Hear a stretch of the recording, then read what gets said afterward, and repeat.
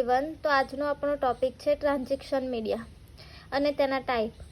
A communication channel that is use to carry the data from the transmission to the receiver through the electronic signals.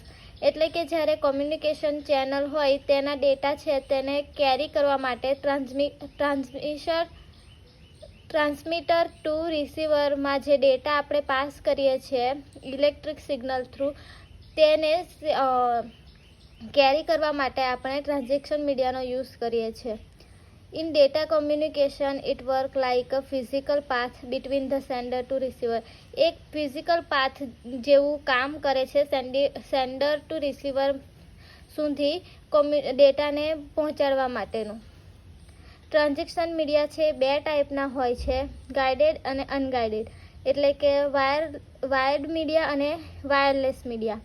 તો જે wired media છે એમાં આવે છે coaxial, fibre optical, twister એવા અલગ અલગ આવે છે। જ્યારે અનગાઇડ મીડિયા છે એમાં રેડિયો વેવ, માઇક્રોવેવ અને ઇન્ફ્રારેડ આવે છે। તો અનગાઇડ મીડિયા એટલે કે જે પણ મીડિયા હોય એમાં વાયરનો યુઝ થતો હોય, વાયરનો યુઝ કરીને આપણે કોમ્યુનિકેશન કરતા હોય સેન્ડર ટુ રિસીવર સુધી। જ્યારે અનગાઇડ મીડિયા એટલે કે વાયરલેસ મીડિયા જેની અંદર આપણે વિધાઉટ વાયર આપણે કોમ્યુનિકેશન કરતા હોય છે સેન્ડર ટુ રિસીવર સુધી ડેટા પહોંચાડવા માટે। રેડિયો વેવ, માઇક્રોવેવ અને ઇન્ફ્રારેડ એ વાયરલેસ મીડિયાના એક્ઝામ્પલ છે।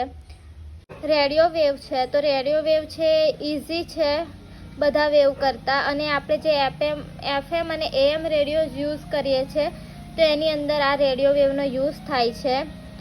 પછી છે માઇક્રોવેવ, એ સ્ટ્રેટ લાઇન ટ્રાન્ઝેક્શન મીડિયા છે જે transmission and receiver antennas need to align.